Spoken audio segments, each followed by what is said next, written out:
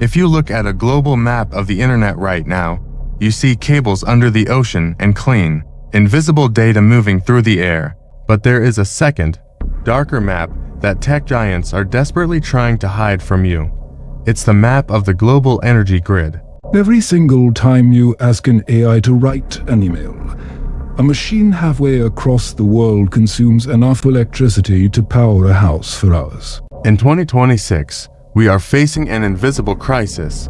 The world is physically running out of power to feed artificial intelligence. A single ChatGPT search consumes 10 times more electricity than a traditional Google search. We aren't just building software anymore. We are building an insatiable energy monster that is rapidly cannibalizing our global power grids. And to save it, tech monopolies are starting a brutal, silent resource war. To understand how desperate this war has become, we have to look at what Microsoft just did.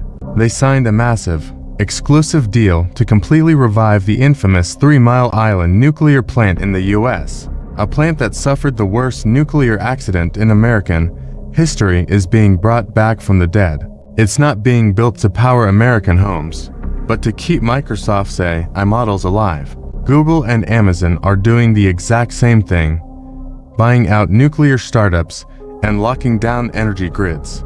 They are outbidding local cities, pushing electricity prices to an all-time high for regular citizens. The threat isn't AI taking your job ... It's tech monopolies taking your country's power grid legally. But this isn't just happening in America. This is a brutal, global resource grab.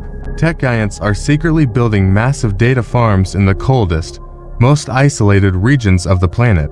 They are building in Iceland, underwater tunnels, and deep inside mountains just to cut down on cooling costs. These facilities are guarded by military-grade security.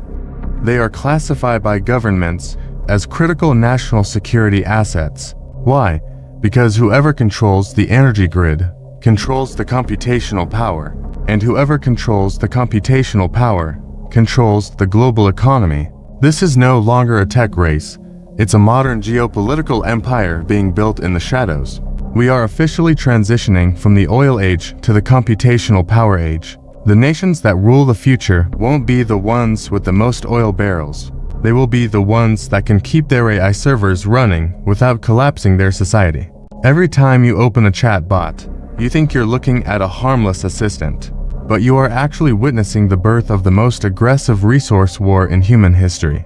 Tech corporations have built an empire that is literally hungrier than humanity, and that is exactly